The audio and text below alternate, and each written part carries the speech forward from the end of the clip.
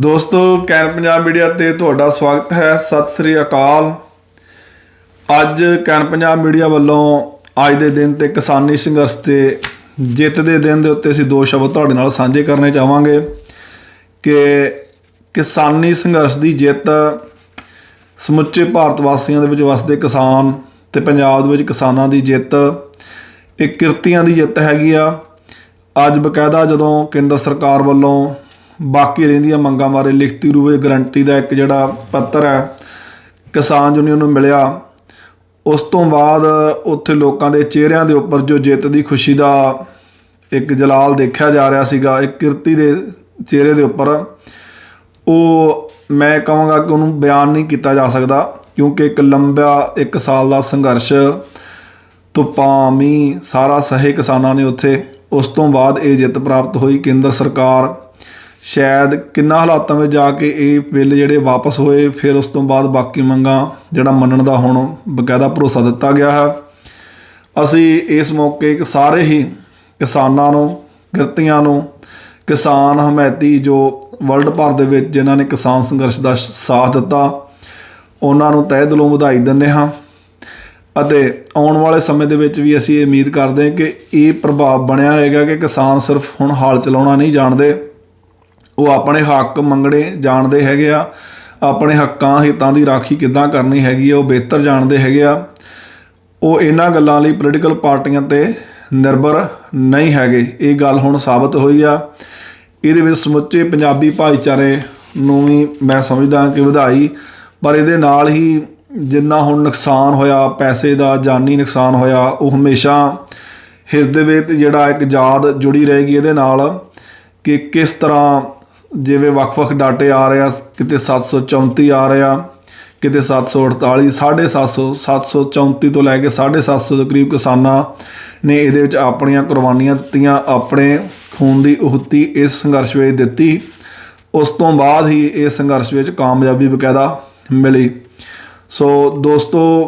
बड़ा कुछ सीगा इहदे बारे कहण दे विच, पर मैं कहां कि इकल्ले शब्दां दा दे नाल इन्हूं बयान करना पॉसीबल नहीं हैगा। जिहड़े लोग उस धरती ते रह के संघर्ष जिन्ना लड़िया वो बेहतर इहदे पात्र हैगे आ, इहदे हकदार हैगे आ मीडिया ते आके दस्सण बारे। असीं सिर्फ एक जनरल खबर दे सकदे हां जां साडा सिर हमेशा मैं कहांगा कि असीं हमेशा कोड़न कोड़ प्रणाम करते हैं जिहड़े लोग इस संघर्ष में कुर्बानियां कर गए, जिन्हां दा वड्डी पद्धर ते नुकसान होया, जिन्हां नूं केस झल्लने पए, अजे भी वो सामना कर रहे आ। हालांकि हुण केंद्र सरकार वालों जो भरोसा दिता गया असीं तुहाडे नाल कुछ खबरां साझीआं करांगे, लेकिन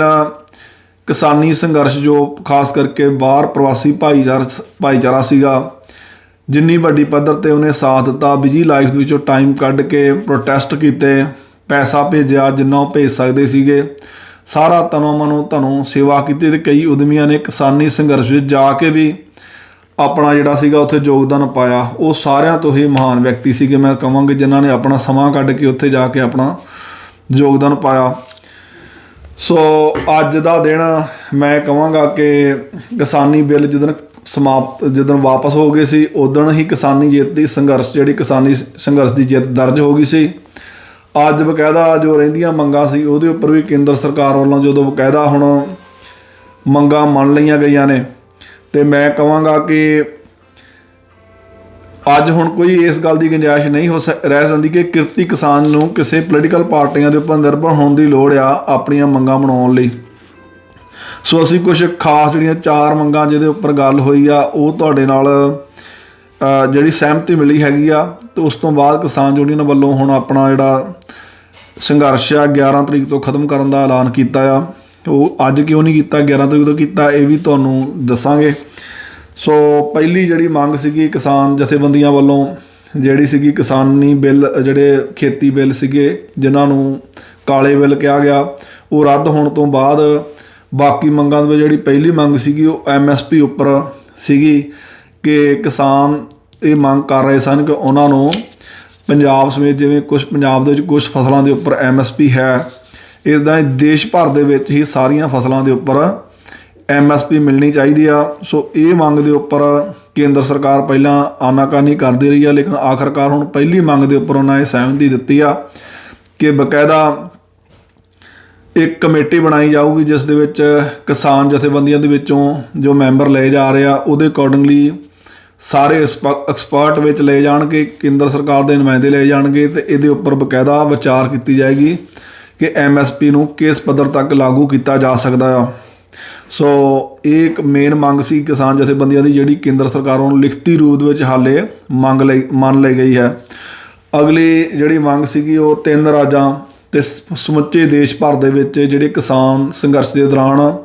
ਰੋਸ ਮੁਜ਼ਾਹਰੇ ਹੋਏ, ਉਹਦੇ ਦਰਮਿਆਨ ਸ਼ਾਂਤਮਈ ਪ੍ਰਦਰਸ਼ਨ ਕਰ ਰਹੇ ਕਿਸਾਨਾਂ 'ਤੇ ਵੀ ਜੋ ਰਾਜ ਸਰਕਾਰਾਂ ਵੱਲੋਂ, ਕੇਂਦਰ ਸਰਕਾਰ ਵੱਲੋਂ ਖਾਸ ਕਰਕੇ ਪਰਚੇ ਦਰਜ ਕੀਤੇ ਗਏ ਸੀਗੇ, ਉਹਨਾਂ ਨੂੰ ਰੱਦ ਕਰਨ ਬਾਰੇ ਸੀ। ਜਿਹੜੀ ਇਹ ਵੀ ਮੰਗ ਜਿਹੜੀ ਹੈ ਲਿਖਤੀ ਰੂਪ ਵਿੱਚ ਉਹਨੂੰ ਮੰਨ ਲਿਆ ਗਿਆ ਹੈ ਕਿ ਪੰਜਾਬ ਦੇ ਵਿੱਚ ਜਿਹੜੇ ਹੈਗੇ ਆ, ਹਰਿਆਣੇ ਦੇ ਵਿੱਚ, UP ਦੇ ਵਿੱਚ ਸਾਰੇ ਜਿਹੜੇ ਰਾਜ ਪੱਧਰ ਦੇ ਉੱਪਰ ਅਤੇ ਕੇਂਦਰ ਸਰਕਾਰ ਦੇ ਜਿਹੜੇ ਪਰਚੇ ਦਰਜ ਹੋਏ ਆ ਇਹ ਵਾਪਸ ਲਏ ਜਾਣਗੇ। ਤੀਜੀ ਮੰਗ ਵੀ ਇਹਦੇ ਨਾਲ ਹੀ ਜੁੜੀ ਗਈ ਆ ਕਿ ਕਿਸਾਨ ਯੂਨੀਅਨ ਅਤੇ ਕਿਸਾਨ ਸੰਘਰਸ਼ ਦੌਰਾਨ ਜਿਹੜੇ ਹਮਾਇਤੀ ਹੈਗੇ ਸੀਗੇ, ਚਾਹੇ ਉਹ ਕਿਸਾਨ ਨਹੀਂ ਸੀਗੇ, ਚਾਹੇ ਉਹ ਦੇਸ਼ ਵਿੱਚ ਵੱਸਦੇ ਸੀਗੇ, ਪੰਜਾਬ ਦੇ ਵੱਸਦੇ ਸੀ, ਜਾਂ ਪ੍ਰਵਾਸ ਵਿੱਚ ਵੱਸ ਰਿਹਾ, ਲੇਕਿਨ ਉਹਨਾਂ ਨੇ ਸੰਘਰਸ਼ ਦੀ ਹਮਾਇਤ ਕੀਤੀ, ਉਹਨਾਂ ਦੇ ਉੱਪਰ ED ਨੇ ਕੁਛ ਕੇਸ ਦਰਜ ਕਰ ਲਏ ਗਏ ਸੀਗੇ ਵੱਖ-ਵੱਖ, ਉਹਨਾਂ ਨੂੰ ਵੀ ਰੱਦ ਕਰਨ ਦੀ ਮੰਗ ਕੀਤੀ ਗਈ ਸੀ। ਜਿਹੜੇ ਇਹਦੇ ਉੱਪਰ ਵੀ ਕੇਂਦਰ ਸਰਕਾਰ ਨੇ ਇਹ ਮੰਗ ਜਿਹੜੀ ਲਿਖਤੀ ਰੂਪ ਵਿੱਚ ਮੰਨ ਲਈ ਆ ਕਿ ਇਹ ਕੇਸ ਵੀ ਜਿਹੜੇ ED ਦੇ ਕੇਸ ਵੀ ਰੱਦ ਕੀਤੇ ਜਾਣਗੇ। ਪਾਓ ਜਿਹੜੇ ਨੋਟਿਸ ਜਾਰੀ ਕੀਤੇ ਗਏ ਸੀ ਉਹਨਾਂ ਨੂੰ ਹੁਣ ਇਹਨਾਂ ਕੇਸਾਂ ਨੂੰ ਕੈਂਸਲ ਕੀਤਾ ਜਾਏਗਾ। ਤੀਜੀ ਮੰਗ ਜਿਹੜੀ ਹੈਗੀ ਆ ਕਿ ਪੰਜਾਬ ਅਤੇ ਹਰਿਆਣਾ ਅਤੇ UP ਇਹਨਾਂ ਤਿੰਨਾਂ ਰਾਜਾਂ ਦੇਸ਼ ਭਰ ਦੇ ਜਿਹੜੇ ਕਿਸਾਨ ਜਿਹੜੇ ਆ ਸ਼ਹੀਦ ਹੋਏ ਆ, ਕੁਰਬਾਨ ਹੋਏ ਆ, ਜਿਨ੍ਹਾਂ ਨੇ ਆਪਣੀ ਜਿਹੜੀ ਆ ਕੁਰਬਾਨੀ ਦਿੱਤੀ ਆ ਇਸ ਸੰਘਰਸ਼ ਦੌਰਾਨ, ਉਹਨਾਂ ਦੇ ਮ੍ਰਿਤਕ ਪਰਿਵਾਰਾਂ ਨੂੰ ਜਿਹੜੇ ਸੀਗੇ ਮੁਆਵਜ਼ੇ ਦੇਣ ਦੀ ਗੱਲ ਸੀਗੀ, ਉਹਦੀ ਮੰਗ ਸੀਗੀ। ਸੋ ਕੇਂਦਰ ਸਰਕਾਰ ਵੱਲੋਂ ਇਸ ਸੰਬੰਧੀ ਇਹ ਕਿਹਾ ਗਿਆ ਕਿ ਪੰਜਾਬ ਸਰਕਾਰ ਵੱਲੋਂ ਪਹਿਲਾਂ ਹੀ ਆਪਣੇ ਪੱਧਰ 'ਤੇ ਇਹ ਮੁਆਵਜ਼ਾ ਦੇ ਦਿੱਤਾ ਗਿਆ ਹੈ ਮ੍ਰਿਤਕ ਕਿਸਾਨਾਂ ਨੂੰ ਦੇ ਪਰਿਵਾਰਾਂ ਨੂੰ, ਲੇਕਿਨ ਹਰਿਆਣਾ ਅਤੇ UP ਸਰਕਾਰ ਵੱਲੋਂ ਵੀ ਇਹ ਜਿਹੜਾ ਮੁਆਵਜ਼ਾ ਬਕਾਇਦਾ ਦਿੱਤਾ ਜਾਊਗਾ। ਇਹਦੀ ਰਕਮ ਕਿੰਨੀ ਆ, ਕਦੋਂ ਦੇਣਾ ਆ, ਇਹਦੇ ਬਾਰੇ ਅਜੇ ਜ਼ਿਆਦਾ ਵੇਰਵੇ ਆਉਣੇ ਬਾਕੀ ਆ, ਲੇਕਿਨ ਜਿਹੜੀਆਂ ਲਿਖਤੀ ਮੰਗਾਂ ਮੰਨੀਆਂ ਗਈਆਂ ਉਹਦੇ ਵਿੱਚ ਇਹ ਵੀ ਮੰਗ ਸ਼ਾਮਲ ਹੈ। ਇਹ 4 ਮੰਗਾਂ ਜਿਹੜੀਆਂ ਮੁੱਖ ਰੂਪ ਵਿੱਚ ਜਿਹੜੀਆਂ ਮੰਨਣ ਦਾ ਭਰੋਸਾ ਦਿੱਤਾ ਗਿਆ। ਪੰਜਵੀਂ ਮੰਗ ਜਿਹੜੀ ਸੀ ਕਿਸਾਨ ਜਥੇਬੰਦੀਆਂ ਦੀ, ਲਖੀਮਪੁਰ ਖੀਰੀ ਦੇ ਸੰਬੰਧ ਵਿੱਚ ਜਿਹੜੇ ਦੋਸ਼ੀ ਸੀਗੇ ਅਤੇ ਪਿੱਛੇ ਸਾਜ਼ਿਸ਼ਕਰਤਾ ਸਮਝੇ ਜਾਂਦੇ ਸੀ ਅਜੇ ਮਿਸ਼ਰਾ ਮੰਤਰੀ, ਉਹਦੇ ਸੰਬੰਧ ਗ੍ਰਿਫਤਾਰੀ ਦੀ ਸੀ, ਉਹਨਾਂ ਨੇ ਬਰਖਾਸਤ ਦੀ ਸੀ, ਲੇਕਿਨ ਉਹਦੇ ਸੰਬੰਧੀ ਕੇਂਦਰ ਸਰਕਾਰ ਨੇ ਕੋਈ ਵੀ ਜ਼ਿਕਰ ਨਹੀਂ ਕੀਤਾ ਅਤੇ ਕਿਸਾਨ ਜਥੇਬੰਦੀਆਂ ਵੱਲੋਂ ਇਹਦੇ ਸੰਬੰਧ ਵੀ ਕੋਈ ਪ੍ਰਤੀਕਰਮ ਨਹੀਂ ਆਇਆ। ਸੋ ਇਹ ਮੰਗਾਂ ਸੀ ਜਿਹੜੀਆਂ ਮੇਨ, ਜਿਹੜੀਆਂ ਕਿ ਜਿਹਦੇ ਉੱਪਰ ਅੱਜ ਸਹਿਮਤੀ ਬਣ ਗਈ ਆ। ਸਹਿਮਤੀ ਬਣਨ ਤੋਂ ਬਾਅਦ ਸੰਯੁਕਤ ਕਿਸਾਨ ਮੋਰਚੇ ਦੀ ਬਕਾਇਦਾ ਇੱਕ ਪ੍ਰੈਸ ਕਾਨਫਰੰਸ ਹੋਈ, ਜਿਸ ਦੇ ਵਿੱਚ ਇਹ ਮੰਗਾਂ ਜਿਹੜੀਆਂ ਸੀ ਮੰਨਣ ਤੋਂ ਬਾਅਦ, ਭਰੋਸਾ ਦੇਣ ਤੋਂ ਬਾਅਦ ਕਿਸਾਨ ਜਥੇਬੰਦੀਆਂ ਵੱਲੋਂ ਇੱਕ ਇਸ ਸੰਘਰਸ਼ ਨੂੰ ਮੈਂ ਕਹਾਂ ਖਤਮ ਕਰਨ ਦਾ ਨਹੀਂ, ਲੇਕਿਨ ਫਿਲਹਾਲ ਮੁਲਤਵੀ ਕਰਨ ਦਾ ਐਲਾਨ ਕੀਤਾ ਗਿਆ। ਭਾਵ ਇਹ ਕਿਹਾ ਗਿਆ ਕਿ ਕਿਸਾਨ ਜਿਹੜਾ ਕੇਂਦਰ ਸਰਕਾਰ ਵੱਲੋਂ ਭਰੋਸਾ ਦਿੱਤਾ ਗਿਆ ਹੈ ਇਹਨਾਂ ਮੰਗਾਂ ਦਾ, ਅਸੀਂ ਇਹਨਾਂ ਜਿਹੜੀ ਸਮੀਖਿਆ ਕਰਾਂਗੇ ਬਕਾਇਦਾ ਇਸ ਸਮੇਂ ਦੌਰਾਨ, ਅਤੇ ਸਮੇਂ-ਸਮੇਂ 'ਤੇ ਸੰਯੁਕਤ ਕਿਸਾਨ ਮੋਰਚੇ ਦੀਆਂ ਮੀਟਿੰਗਾਂ ਹੁੰਦੀਆਂ ਰਹਿਣਗੀਆਂ। ਸਮੀਖਿਆ ਹੋਏਗੀ ਕਿੰਦਰ ਸਰਕਾਰ ਕਿੰਨਾ ਕੁ ਸੁਹਿਰਦਤਾ ਦੇ ਨਾਲ ਇਹ ਕੰਮ ਕਰ ਰਹੀ ਆ ਉਹਨਾਂ ਦੀ ਮੰਗਾਂ ਪ੍ਰਤੀ। ਸੋ ਇਹਦੇ ਸੰਬੰਧ ਵਿੱਚ ਦੁਬਾਰਾ ਅੱਜ ਇੱਕ ਮੀਟਿੰਗ ਵੀ 11 ਜਨਵਰੀ ਨੂੰ ਦੁਬਾਰਾ ਰੱਖੀ ਗਈ ਆ ਇਹਦੇ ਉੱਪਰ ਵਿਚਾਰ ਕਰਨ ਵਾਸਤੇ। ਫਿਲਹਾਲ ਜਿਹੜਾ ਕਿਸਾਨ ਸੰਘਰਸ਼ ਜਿਹੜਾ ਸੀਗਾ ਉਹਨੂੰ ਉਠਾਉਣ ਦਾ ਫੈਸਲਾ ਕੀਤਾ ਗਿਆ ਆ ਅਤੇ 11 ਦਸੰਬਰ ਤੋਂ ਬਕਾਇਦਾ ਵਾਪਸੀ ਕਿਸਾਨਾਂ ਦੀ ਆਪਣੇ ਘਰਾਂ ਨੂੰ ਵਾਪਸੀ ਹੋਊਗੀ। ਇਹਦਾ ਕਾਰਨ ਕੋਈ ਮਿਥਿਆ ਗਿਆ ਕਿ 2 ਦਿਨ ਦਾ ਗੈਪ ਪਾਇਆ ਗਿਆ ਕਿ ਜਿਹੜਾ ਇੱਕ ਹਿਰਦੇ ਵਿੱਚ ਹਾਦਸਾ ਹੋਇਆ ਹੈਲੀਕਾਪਟਰ ਹਾਦਸੇ ਦੇ ਵਿੱਚ ਜਿਹੜੇ ਚੀਫ ਡਿਫੈਂਸ ਹੈਗੇ ਆ ਵਿਪਤ ਰਾਵਤ ਅਤੇ ਉਹਨਾਂ ਦੀ ਪਤਨੀ ਅਤੇ ਨਾਲ ਸਹਾਇਕ ਜਿੰਨੇ ਸੀਗੇ ਉਹਨਾਂ ਦੇ ਅਸਿਸਟੈਂਟ, ਲਗਭਗ 15 ਲੋਕ ਇਹਦੇ ਵਿੱਚ ਹਾਦਸੇ ਵਿੱਚ ਜਿਹੜੇ ਸੀ ਉਹਨਾਂ ਦਾ ਦੇਹਾਂਤ ਹੋਇਆ ਆ। ਉਹਦੇ ਸੰਬੰਧ ਵਿੱਚ ਇਹ ਮਹਿਸੂਸ ਕੀਤਾ ਗਿਆ ਕਿ ਜੇ ਅੱਜ ਇਸ ਸੰਘਰਸ਼ ਦੀ ਵਾਪਸੀ ਕੀਤੀ ਜਾਂਦੀ ਤਾਂ ਵਾਪਸੀ ਦੇ ਉੱਪਰ ਕਿਸਾਨਾਂ ਵੱਲੋਂ ਜਸ਼ਨ ਮਨਾਉਣੇ, ਜਿੱਤ ਦੇ ਜਸ਼ਨ ਮਨਾਉਣੇ ਮੁਨਾਸਬ ਸੀਗੇ। ਸੋ 2 ਦਿਨ ਦਾ ਗੈਪ ਰੱਖਿਆ ਗਿਆ ਕਿ ਅੱਜ ਇਹ ਗੱਲ ਸ਼ੋਭਾ ਨਹੀਂ ਦਿੰਦੀ ਅਤੇ 11 ਦਸੰਬਰ ਨੂੰ ਬਕਾਇਦਾ ਜੇਤੂ ਮਾਰਚ ਦੇ ਨਾਲ, ਜਸ਼ਨ ਦੇ ਨਾਲ ਕਿਸਾਨ ਆਪਣੇ ਘਰਾਂ ਨੂੰ ਵਾਪਸ ਜਾਣਗੇ। ਸੋ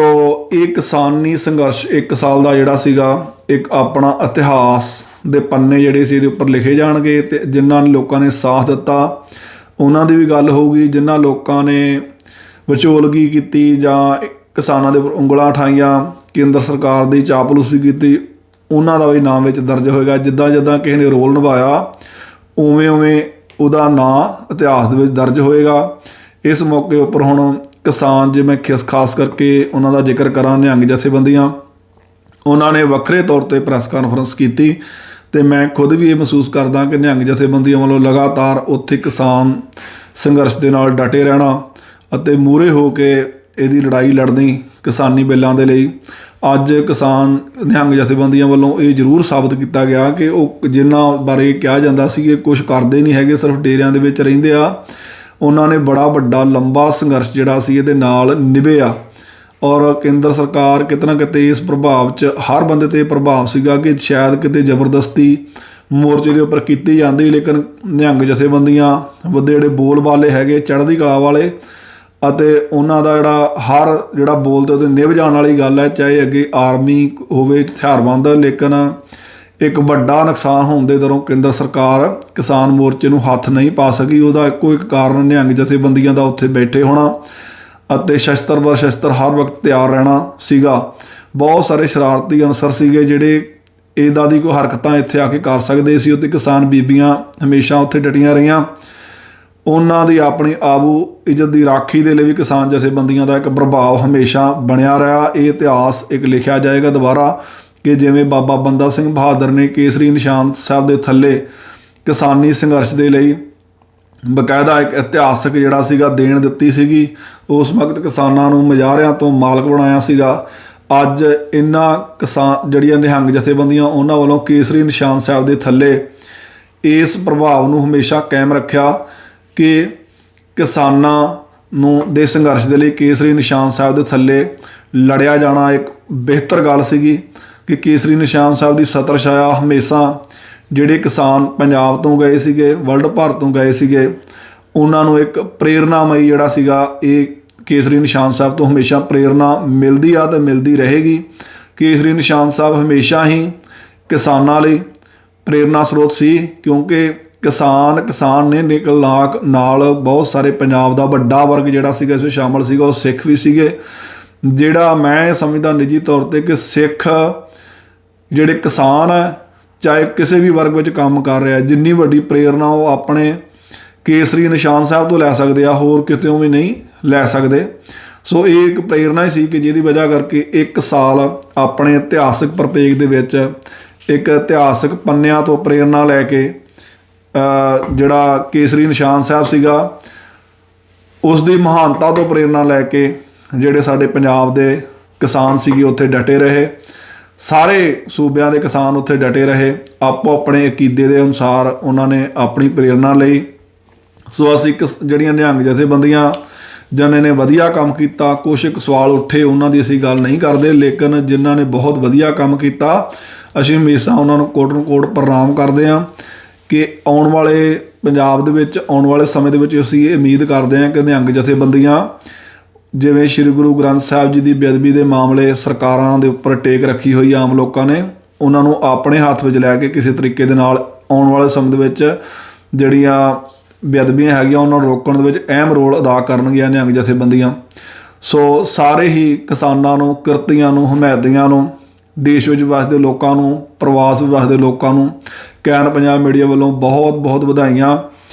ਅਤੇ ਆਉਣ ਵਾਲੇ ਸਮੇਂ ਦੇ ਵਿੱਚ ਇਸੇ ਤਰ੍ਹਾਂ ਹੀ ਏਕਤਾ ਦੇ ਨਾਲ ਬਣੇ ਰਹਿਣ ਅਤੇ ਸਰਕਾਰਾਂ ਦੇ ਖਿਲਾਫ ਡਟਣ ਦੇ ਲਈ ਆਪਣੀ ਭਾਵਨਾ ਬਣਾਏ ਰੱਖਣ ਦੀ ਅਸੀਂ ਅਪੀਲ ਕਰਦੇ ਹਾਂ। ਮੈਂ ਗੁਰਮੁਖ ਸਿੰਘ ਬਾਰੀਆ, ਪਿਆਰ ਭਰੀ ਸਤਿ ਸ੍ਰੀ ਅਕਾਲ।